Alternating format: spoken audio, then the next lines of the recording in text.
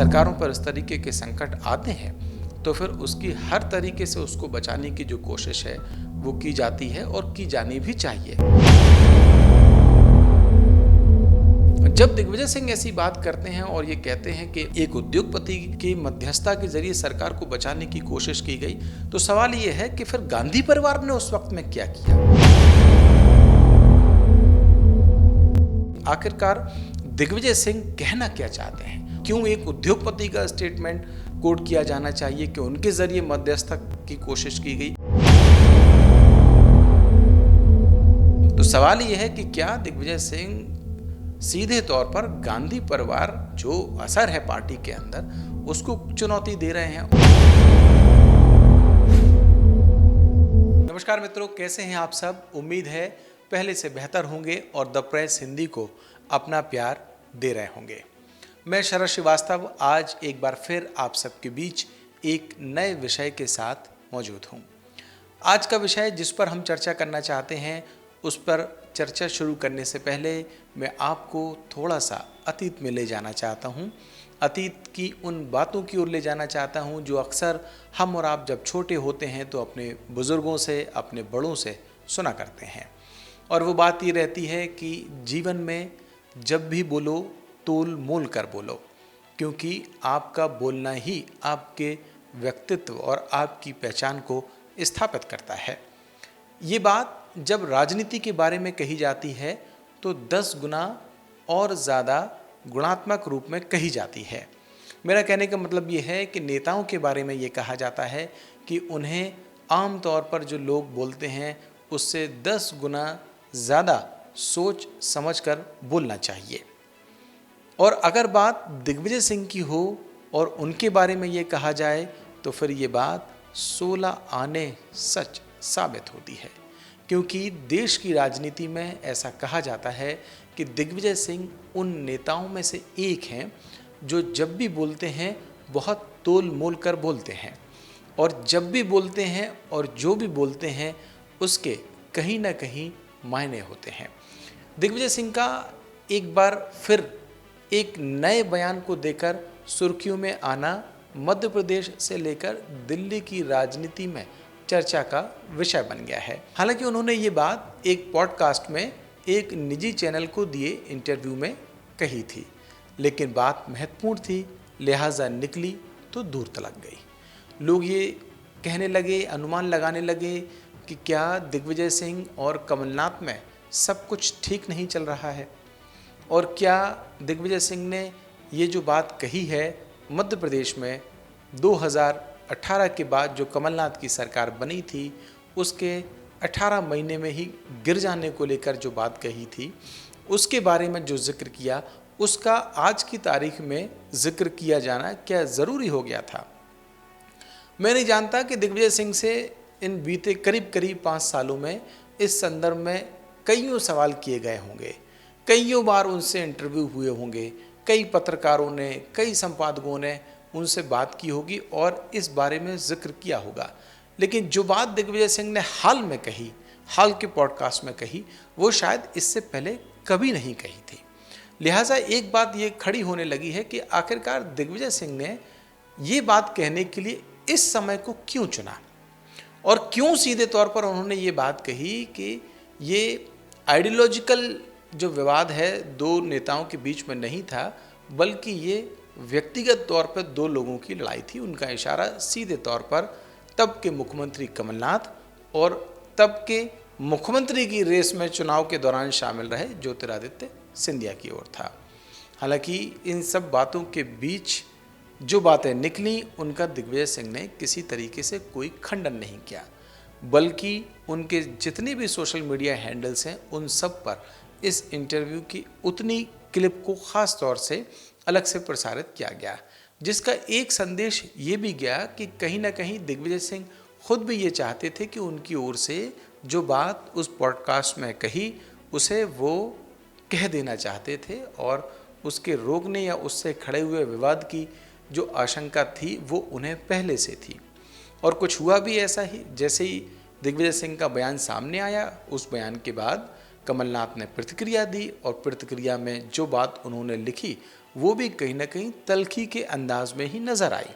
कमलनाथ ने भी इस बात की परवाह नहीं की कि जब वो ये बात सोशल मीडिया के जरिए लिख रहे हैं तो उस पर भी कुछ सवाल खड़े हो सकते हैं। ये बात मैं कांग्रेस के दिग्गज नेताओं के बीच उठे हुए इस विवाद को लेकर कह रहा हूँ, जिसमें एक तरफ दिग्विजय सिंह हैं, एक तरफ कमलनाथ हैं और बीच में ज्योतिरादित्य सिंधिया हैं। हालांकि अब वो बीजेपी में है और तब से लेके अब तक नर्मदा में बहुत पानी बह चुका है। लेकिन इन सब के बावजूद अगर दिग्विजय सिंह ने ये सब कहा है, जैसा कि मैंने कहा, तो उसके कहीं ना कहीं कोई ना कोई बड़े राजनीतिक मायने ज़रूर होंगे। अब मेरा सवाल ये है कि आखिरकार इसके क्या राजनीतिक मायने हो सकते हैं। बीजेपी के बड़े बड़े नेताओं ने दिग्विजय की इस बात का अपने अपने तरीके से आकलन किया। नरोत्तम मिश्रा से लेकर, जिनके बारे में ये कहा गया कि उस वक्त में सरकार पलटने का जो पूरा खेल था उसके कहीं ना कहीं कर्ता धर्ता जो थे उसके केंद्र बिंदु में नरोत्तम मिश्रा थे, उनकी प्रतिक्रिया भी यही आई कि ये दिखाता है कि आखिरकार कांग्रेस में अंतर कलह किस हद तक है जो अभी भी इस तरीके से सामने आ रही है। कई और नेताओं के भी बयान सामने आए, वो इसी इर्द गिर्द में रहे। लेकिन मैं जो बात कहना चाह रहा हूँ, हो सकता है कि मेरी इस बात से आप सहमत ना हो या दिग्विजय सिंह खुद सहमत ना हो या कांग्रेस के नेता सहमत ना हो, बीजेपी के नेता भी सहमत ना हो। लेकिन क्यों? क्योंकि मैं इस चेयर पर बैठा हूँ और मेरा जो मत है वो आप सब तक पहुँचना या पहुँचाना भी मेरी जिम्मेदारी है। लिहाजा इसका आकलन इस नज़रिए से भी किया जाना ज़रूरी हो गया था। मैं उसी पॉडकास्ट के दौरान दिग्विजय सिंह के कहे हुए शब्दों को पहले आपको कोट करना चाहता हूँ।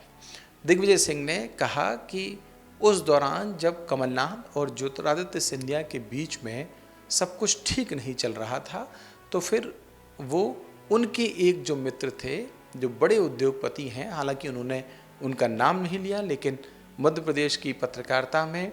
जिन पत्रकारों ने उस घटनाक्रम को कवर किया, जिसमें मैं खुद भी शामिल था सरकार गिरने के घटनाक्रम में, वो सब जानते हैं कि आखिरकार वो नाम कौन सा है। लेकिन चूंकि दिग्विजय सिंह ने उनका जिक्र नहीं किया, लिहाजा मुझे भी ये लगता है कि ये जो प्राइवेसी है वो बनी रहनी चाहिए। और मेरा जो विषय है चर्चा का वो उस उद्योगपति पर डिपेंडेंट है भी नहीं, उन सब उससे इतर है। तो लिहाजा दिग्विजय सिंह ने कहा कि वो उनके पास गए और उन्होंने ये कहा कि अगर आप हस्तक्षेप करते हैं तो फिर इस सरकार को गिरने से बचाया जा सकता है, क्योंकि वो एक ऐसे व्यक्ति हैं जो तीनों बड़े नेताओं में उस वक्त के जो कांग्रेस के थे, यानी कि दिग्विजय सिंह, कमलनाथ और ज्योतिरादित्य सिंधिया, इन तीनों के करीबी हैं। लिहाजा उनके घर में एक डिनर पार्टी का आयोजन किया गया जिसमें तीनों नेता मौजूद रहे और फिर उन्होंने और भी बहुत सारी बातें कही और ये भी कहा कि एक विश लिस्ट तैयार हुई दोनों नेताओं की, दिग्विजय सिंह और ज्योतिरादित्य सिंधिया ने साइन करके दिए, और लेकिन क्योंकि उस विश लिस्ट को पूरा नहीं किया गया, लिहाजा ये जो सरकार है उसे बचाया नहीं जा सका। दिग्विजय सिंह जैसा नेता, जिन्हें ये भी कहा जाता है कि वो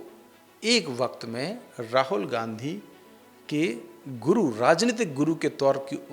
की जो उपाधि है वो उनको एक वक्त में दी गई कि उनको सिखाते थे या उनको राजनीति के गुण दिग्विजय सिंह ने काफ़ी हद तक सिखाए हैं। वो व्यक्ति अगर इतने बड़ी सरकार मध्य प्रदेश में बनी थी, इतने जतन के बाद, इतने प्रयासों के बाद में, और उसके गिरने के घटनाक्रम को लेकर ये जिक्र करते हैं कि उस सरकार को बचाने के लिए एक उद्योगपति के पास वो गए थे और उनसे उन्होंने ये कहा कि इस सरकार को बचाने की आप कोशिश कीजिए। तो क्या ये नहीं कहा जाना चाहिए कि दिग्विजय सिंह सीधे तौर पर गांधी परिवार को एक चुनौती दे रहे हैं?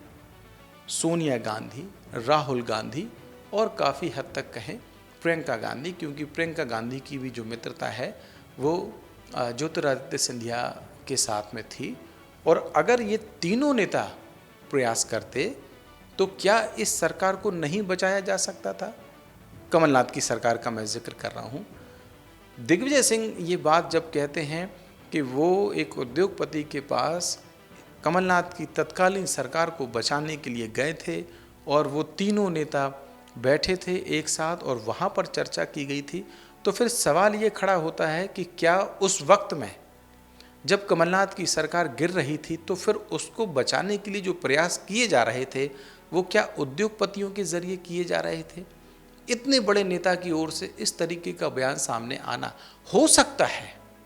मैं ये नहीं कह रहा हूँ कि ये प्रयास नहीं किए जा रहे होंगे, क्योंकि जब सरकारों पर इस तरीके के संकट आते हैं तो फिर उसकी हर तरीके से उसको बचाने की जो कोशिश है वो की जाती है और की जानी भी चाहिए। और तब जब कमलनाथ उस वक्त में मुख्यमंत्री थे तो उन्होंने सरकार बचाने के कई प्रयास किए भी। ये और बात है कि वो फलीभूत ना हो पाए हों और सरकार ना बच पाई हो। बहुत बड़ा जो राजनीतिक घटनाक्रम है देश की राजनीति में कहा जाए तो उस वक्त में हुआ। लेकिन सवाल ये है कि जब दिग्विजय सिंह ऐसी बात करते हैं और ये कहते हैं कि एक उद्योगपति की मध्यस्थता के जरिए सरकार को बचाने की कोशिश की गई, तो सवाल ये है कि फिर गांधी परिवार ने उस वक्त में क्या किया? क्या राहुल गांधी ने किसी तरीके की कोई मध्यस्थता करने की कोशिश इन तीनों नेताओं के बीच में नहीं की? क्या सोनिया गांधी ने कोई कोशिश नहीं की इन तीनों नेताओं के बीच में सामंजस्य बैठाने की?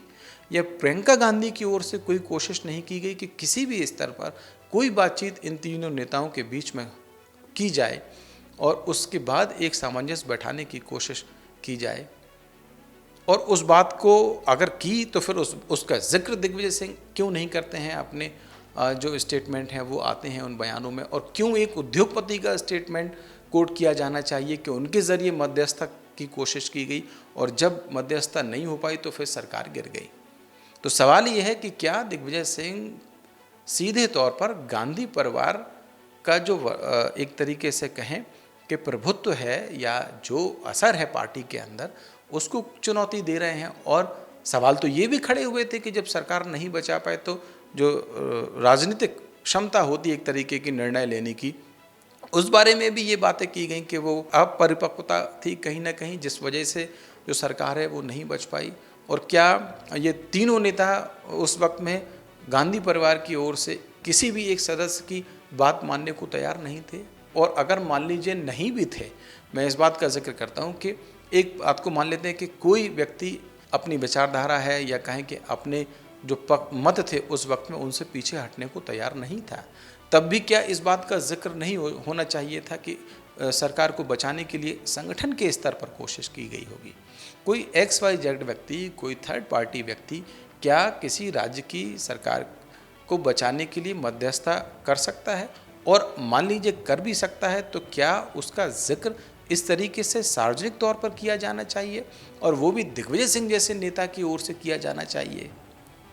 तो ये अपने आप में एक बहुत बड़ा सवाल है। और इसी सवाल के साथ मैं फिर ये बात अपनी दोहराना चाहता हूँ कि इस समय की जो टाइमिंग है, ऐसे वक्त में जब राहुल गांधी कहीं ना कहीं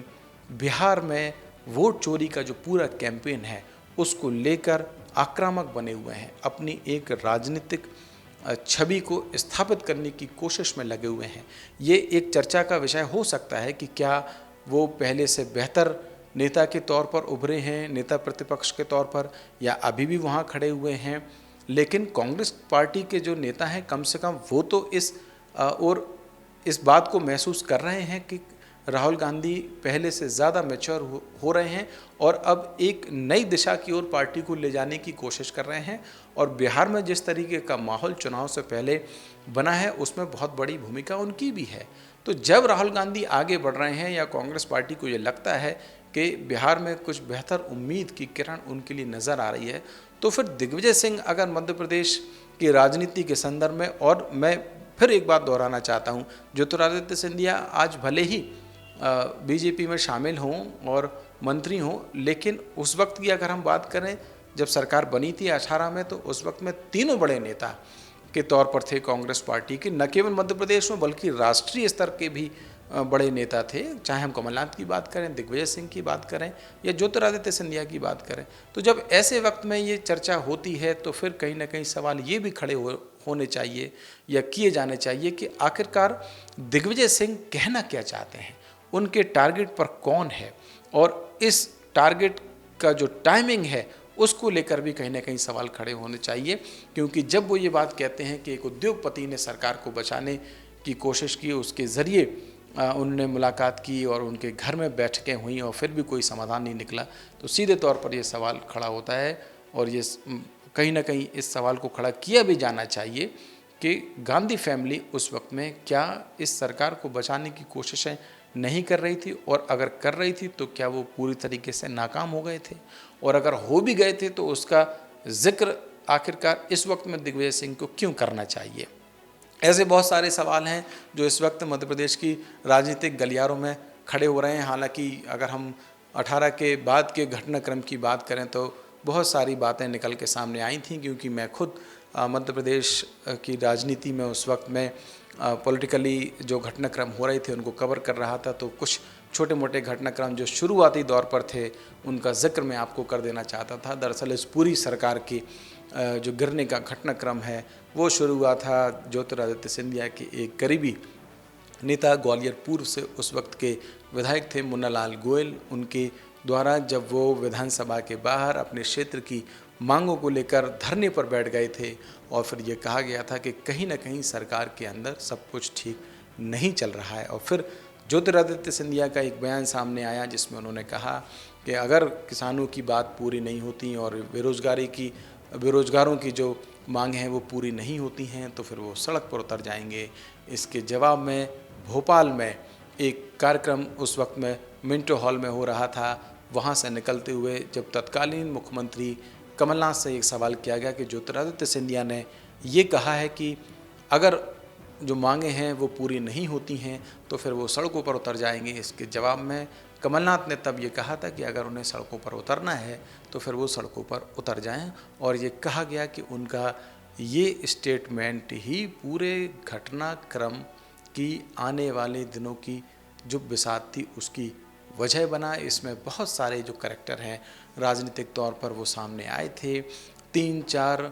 मार्च की दरमियानी रात में एक घटनाक्रम हुआ मानेसर के होटल में। कुछ विधायक जो हैं वो वहाँ पहुँचे उनको छुड़ाने के लिए। आज के जो पीसीसी के अध्यक्ष हैं जीतू पटवारी, वो उनके एक करीबी नेता कुणाल चौधरी और दिग्विजय सिंह के जो बेटे हैं जयवर्धन सिंह वो पहुँचे थे। फिर उसके बाद में उनको वहाँ से वापस लाने की कोशिश की गई और ये घटनाक्रम जब शुरू हुआ तो बेंगलोर और दिल्ली से होते हुए भोपाल तक पहुंचा और अंततोगत्वा कमलनाथ को अपने पद से इस्तीफ़ा देना पड़ा था, और इस्तीफ़ा देने के बाद ये जो सरकार है वो गिर गई थी। आज के हमारे इस विषय की चर्चा अगर आपको पसंद आई हो तो हमें कमेंट करके ज़रूर बताएं, और द प्रेस हिंदी को अगर अभी तक आपने लाइक और सब्सक्राइब नहीं किया है तो ज़रूर करें और मुझे इजाज़त दें। नमस्कार।